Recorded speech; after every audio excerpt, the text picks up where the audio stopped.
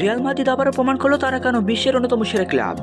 প্রতিভাবান তরুণ খেলোয়াড়দের দলে ফেরানোর যে ঐতিহ্য বহু বছর ধরে ক্লাবটি ধরে রেখেছে, সেই ধারাবাহিকতায় এবার নতুন সংযোগ আইকে ফিরেন তরুণ উইঙ্গার ইয়ান ডায়মন্ডে। ইউরোপের একাধিক বড় ক্লাব তাকে দলে নেওয়ার আগ্রহ দেখালেও শেষ পর্যন্ত রেসে জয়ী হয়েছে রিয়াল মাদ্রিদ। মাত্র অল্প বয়সে তার গতি, ডিবলিং, বল নিয়ন্ত্রণ এবং আক্রমণে আত্মবিশ্বাসী ফুটবলের মাধ্যমে নজর কেড়েছে ডায়মন্ডে।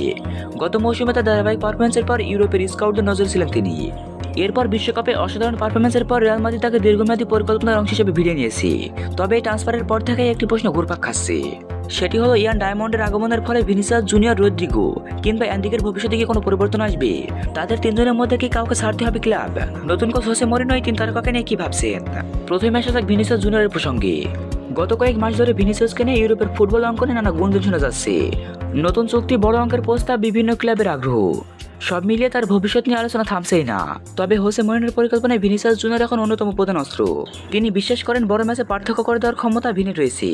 তার গতি, 1v1 পরিস্থিতিতে প্রতিপক্ষকে হারানোর ক্ষমতা এবং ম্যাচের মোড় ঘুরে দেওয়ার দক্ষতা রিয়ালের জন্য অত্যন্ত গুরুত্বপূর্ণ। তাই ডায়মন্ডে দলে এলেও ভিনিসিয়াসের জায়গা নিয়ে এখনই কোনো শঙ্কা দেখছে না ক্লাবের কোচিং স্টাফ। বরং মরিনোর পরিকল্পনা হলো ভিনিকে আরও স্বাধীনভাবে খেলানো এবং তার উপর আক্রমণের নেতৃত্ব দায়িত্ব আরও বাড়িয়ে দেওয়া। এবার আসা যাক রদ্রিগোর কথাই। গত মৌসুমটা রদ্রিগোর জন্য খুব সহজ ছিল না। ইনজুরি, ফর্মের ওঠানামায়, নিয়মিত একাদশের জায়গা ধরে রাখার লড়াই, সবকিছু মিলিয়ে কঠিন সময় পার করেছেন তিনি।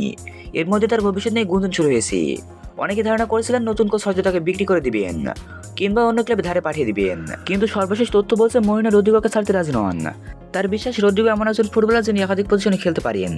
তিনি দুই উইংয়ের পাশাপাশি ফার্স্ট লাইন হিসেবে খেলতে পারেন। আধুনিক ফুটবলে এমন বহুমুখী খেলোয়াড় একজন কোচের জন্য বিশাল সম্পদ। তাই রদ্রিগোকে বিক্রি করার পরিবর্তে তাকে নতুন পরিকল্পনা হিসেবে দেখা হচ্ছে। এবার আসি অ্যান্ডিকের প্রসঙ্গে। ব্রাজিলিয়ান এই বিস্ময় বালককে নিয়ে সমর্থকদের প্রত্যাশা সবসময় ছিল অনেক বেশি। তবে মূল দলে নিয়মিত সুযোগ না পাওয়ায় তাকে ধারে পাঠানো হয়েছিল, যেখানে তিনি নিজের সামর্থ্যের প্রমাণ দিয়েছেন, গোল করেছেন, অ্যাসিস্ট করেছেন এবং বড় ম্যাচেও আত্মবিশ্বাসী পারফরমেন্স দেখিয়েছেন। এমন পারফরমেন্স নজর কাড়েনি কোচ মরিনহোর।